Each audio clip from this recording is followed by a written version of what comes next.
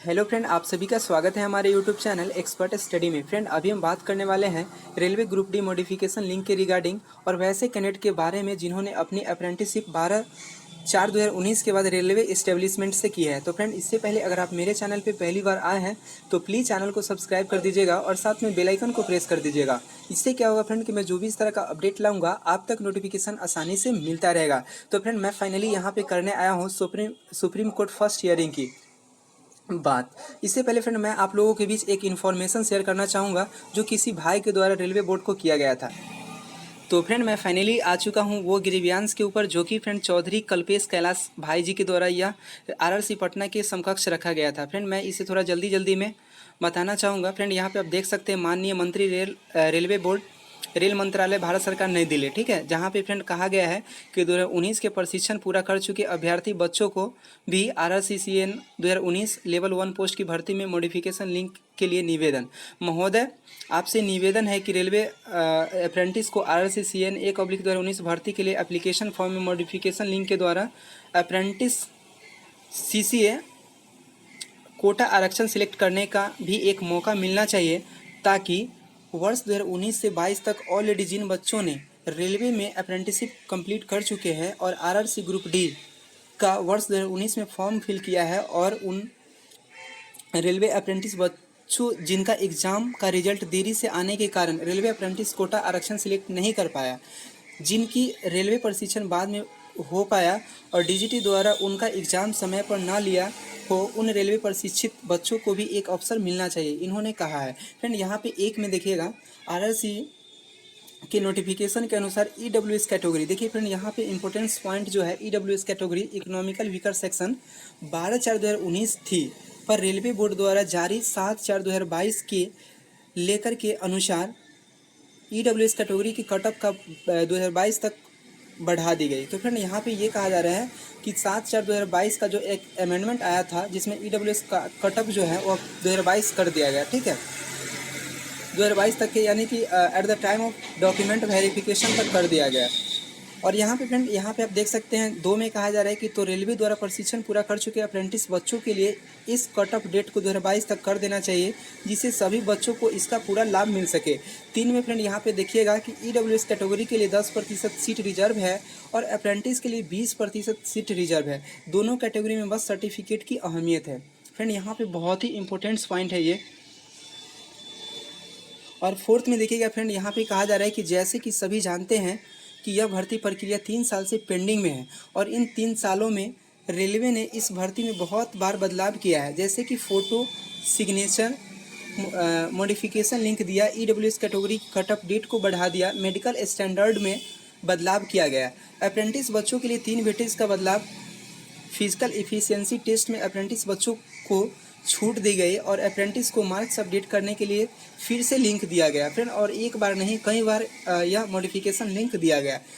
तो 5 में कहा जा रहा है कि महोदय, जब इस भर्ती में इतना कुछ बदलाव हो सकता है तो हम रेलवे द्वारा प्रशिक्षण अप्रेंटिस डबल स्किल बच्चों को भी मौका मिलना चाहिए, क्योंकि इन बच्चों ने भी पूरा 1 वर्ष रेलवे में पूरी ईमानदारी से काम किया है। और फ्रेंड, इनका 6 में पॉइंट देखिएगा क्या लिखे हैं कि सर, हम बच्चों को इस भर्ती में अगर एक अवसर मिल जाता तो रेलवे को भी इससे बहुत फ़ायदा होगा, क्योंकि अप्रेंटिस पहले से ही एक ट्रेड कारीगर है, जिससे रेलवे द्वारा दी जाने वाली ट्रेनिंग का खर्च भी बचेगा और रेलवे का डबल स्किल वर्कर्स भी मिल जाएंगे। साथ में कहा जा रहा है फ्रेंड कि 2018 वाली भर्ती में अप्रेंटिस को 20% सीट दी गई थी, तकरीबन 12,000 के करीब सीट थी, पर उसमें 90%, ठीक है, के करीब सीट खाली चली गई थी और इन अप्रेंटिस की सीटों को जनरल कैटेगरी को देना पड़ गया था, ठीक है, जो कि बहुत ही दुख की बात है। अनंत में सर, आपसे हाथ जोड़कर विनती है कि जब EWS कैटेगरी की कटअप डेट को बढ़ा दिया जा सकता है और इस भर्ती में इतना बदलाव किया जा सकता है तो 2019 से 22 तक के अप्रेंटिस बच्चों को भी एक अवसर जरूर मिलना चाहिए, क्योंकि जैसे 2018 में अप्रेंटिस की सीट खाली चली गई थी, जैसा कि फ्रेंड आप सभी को पता है कि एक RTI में बताया जा रहा था कि मात्र 1200 कैंडिडेट का ही सिलेक्शन हुआ था 12,000 सीट में। तो फ्रेंड, यहाँ पे भी 20,000 सीट है, यहाँ पे भी खाली रहने की उम्मीद है, इसीलिए यहाँ पे मॉडिफिकेशन मिलना बहुत ही ज़रूरी है। सर, कृपया हम बच्चों को भी ज़रूर निरंतर मॉडिफिकेशन लिंक मिलना चाहिए, क्योंकि उस साल 3 साल से अभी भर्ती पेंडिंग में है और अगली भर्ती का कुछ भी अता पता नहीं है। भर्ती आएगी या नहीं आएगी। और 10 में फ्रेंड यहाँ पे देखिएगा, क्योंकि सर हम यह मांग इस भर्ती के लिए कर रहे हैं कि हमने इस भर्ती में पहले से ही अपना आवेदन किया हुआ है और बस मॉडिफिकेशन लिंक के माध्यम से आपने आवेदन में अप्रेंटिसशिप के कॉलम पर येस करना है। ईडब्ल्यूएस को हो सकता है तो हमारा भी बन सकता है। कृपया सर हमें इस दोहरी नीति का शिकार मत बनाओ और हमें भी हमारा हक दीजिए।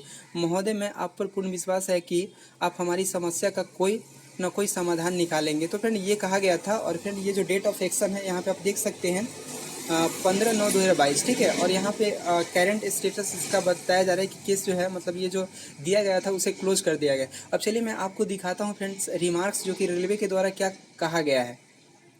वीडियो फ्रेंड लंबी हो रही है, ठीक है।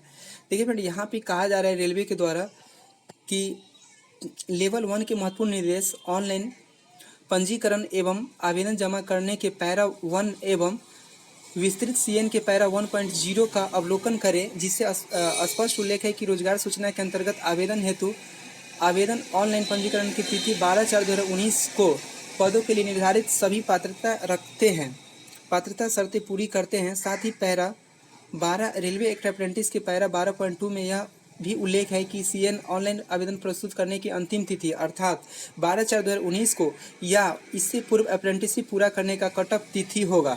किसी उम्मीदवार को एक्ट अप्रेंटिस पूरा किया हुआ तब माना जाएगा जब सीएन हेतु ऑनलाइन आवेदन पंजीकरण की तिथि 12/4/2019, यानी कि फिर देखिए ये भी अपनी कटअप पे अरे हुए हैं, ठीक है। इन्होंने भी यही बात बता रहा है कि 12/4/2019 के पहले का होना चाहिए, उसके बाद का हम नहीं लेंगे। और क्या कहा जा रहा है फ्रेंड कि एनसीवीटी परीक्षा में सम्मिलित हुआ हो और परिणाम घोषित न हुआ हो, फिर भी उम्मीदवार को दस्तावेज सत्यापन के दौरान एनसीवीटी द्वारा जारी एनएससी प्रमाण पत्र प्रस्तुत करना होगा। ऐसा नहीं करने पर वे इस प्रावधान के अंतर्गत सीए आरक्षण के लिए पात्र नहीं होगा। उपर्युक्त के आलोक में आपके अनुरोध के अनुसार आवेदन में मॉडिफिकेशन संभव नहीं है। तो फ्रेंड ये RRC पटना, ठीक है, रेलवे रिक्रूटमेंट बोर्ड पटना के द्वारा ये रिमार्क्स भेजा गया है कि हम इसको नहीं कर सकते हैं, इनका कहना है। और इनको ये समझ में नहीं आता है कि बताइए जब विज्ञापन संख्या में कई बार बदलाव हो सकता है तो ऐसा क्यों नहीं हो सकता है। जब ईडब्ल्यूएस का मौका यहाँ पे दिया जा सकता है तो जो रेलवे से अप्रेंटिसशिप किए हैं उनको क्यों नहीं मौका दिया जा सकता है। तो फ्रेंड आई होप इस मैटर को आप अच्छे से समझ गए होंगे। अब फ्रेंड आखिरी उम्मीद है हम लोग का सुप्रीम कोर्ट। तो चलिए फ्रेंड बात करते हैं सुप्रीम कोर्ट। जैसा कि फ्रेंड आप सभी को पता है कि हम लोग का केस में केस डिफेक्टेड प्रॉब्लम आ गया था। अब फ्रेंड केस डिफेक्टेड प्रॉब्लम जो है वो फाइनली सॉल्व हो चुका है। अब हम लोग का फर्स्ट हियरिंग होना है, इसलिए फ्रेंड आप लोगों को सपोर्ट की ज़रूरत है। फ्रेंड सपोर्ट कैसे करना है आप सभी को पता है, ठीक है। मैं विनोद सर का अकाउंट नंबर अपने डिस्क्रिप्शन लिंक में दे देता हूँ, वहाँ से जो भी राशि बनता है आप लोगों का आप लोग प्लीज़ जल्दी से सपोर्ट कीजिए, क्योंकि फ्रेंड यहाँ पे एडवोकेट सर का पे करना है। तो फ्रेंड यही वो अपडेट्स था। फ्रेंड आज के लिए इतना ही रखता हूँ, फिर मिलते हैं आपके साथ नेक्स्ट वीडियो में और बात करेंगे फ्रेंड नेक्स्ट अपडेट की।